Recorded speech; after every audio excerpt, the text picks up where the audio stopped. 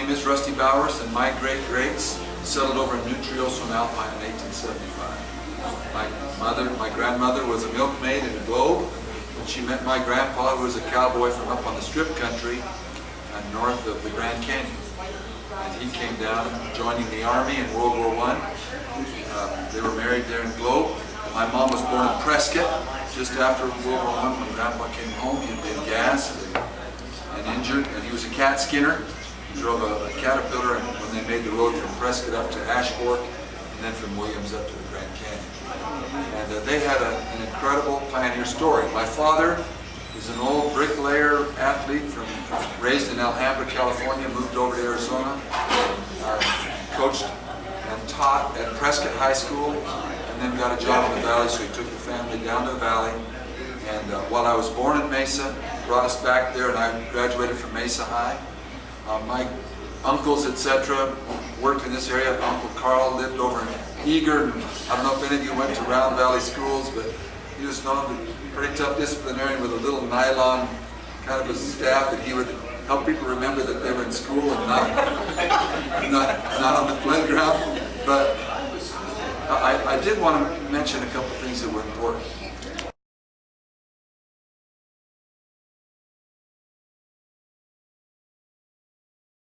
And where did I learn that? This old textbook 100 years ago, my dad, who was and many of you, your parents or you yourselves may have come through the residue of the Depression.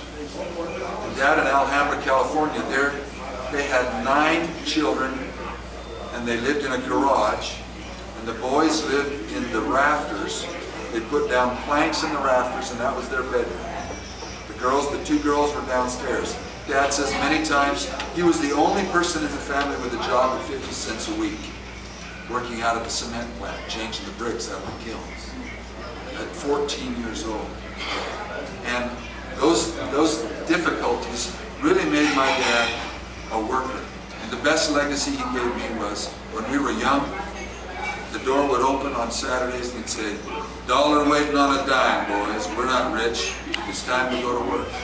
And so it was either beekeeping or laying block or pouring concrete or doing plaster work, usually hard carrying. And then sometimes when Dad got into the sand business, we had an old bed spring with expanded metal lath on it.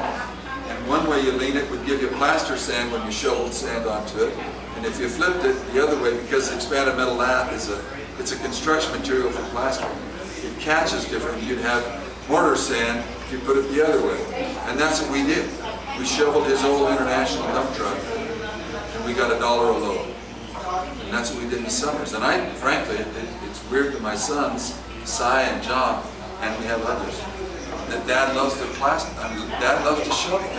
Because there's a great way to shovel that really makes it easier, that you learn when you have to. You learn it when you have to do it.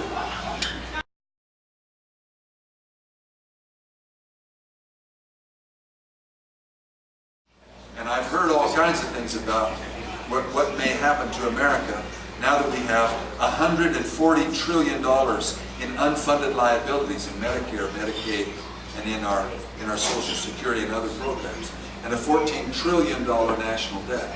Folks, all those things come home to roost. But if they'll just give us back the basics. And that's why when my wife came to me finally, after long discussions, and said, "Rusty, I'm scared. I'm scared for our kids and our grandkids. You've had 18 years of being involved in and out of the legislature, private business, and in legislative service. I want you to consider running. I want somebody that I can trust." And I sat on the clothes hamper and I put my head in my hands and I said, "Honey, do you remember what it was like when your face is on the front of the Republic and you're the evil guy of the week, and all kinds of things are said about you, and your kids come home from school and say, 'What did Dad do today?'" But she said, "We've got to get our country back." And I agree with her. We've got to get our country back. And so that's why I'm running.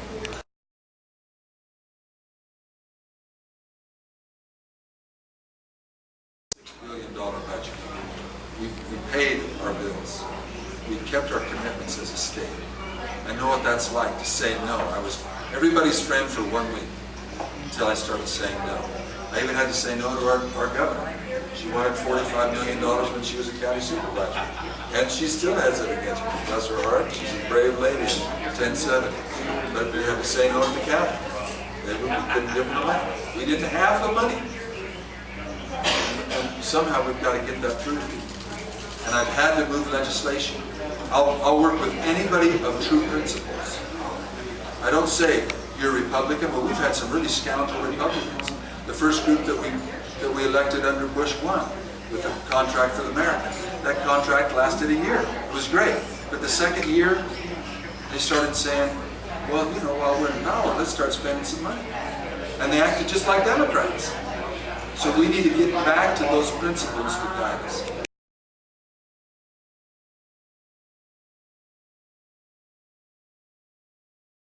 And this particular administration is a disaster. Now, Russell Pierce, you may know Russell. Senator Pierce, longtime friend, very brave man. That finger he's missing, he got that shot off by an illegal alien. Shot him point blank. They wrestled in his car, shot him with his own service revolver as a trooper. His son's been shot by an illegal. It's personal to us. And now the 1070, Susan Bolton has cut it up and dissected it. She did the same to a bill of mine once. It's built to move up the ladder, but Russell endorses our candidacy, as do many county supervisors. Dave Tenney right here. A suite of folks here locally and across this district. Why? Because they know me. They've had to work with me. They know that I'm fair and that I'm principled. I have experience.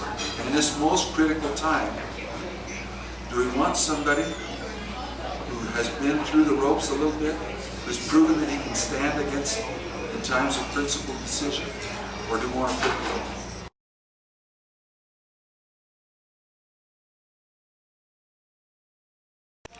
The most critical decision you have to make is, who am I? Not, okay, what will you do to fix this? Because my reasons for fixing that might be different than yours. We'll get to the same end, but I might be doing it for a different reason. And it's those reasons that are critical to us. You need to know if I have the character that you won't be embarrassed by something.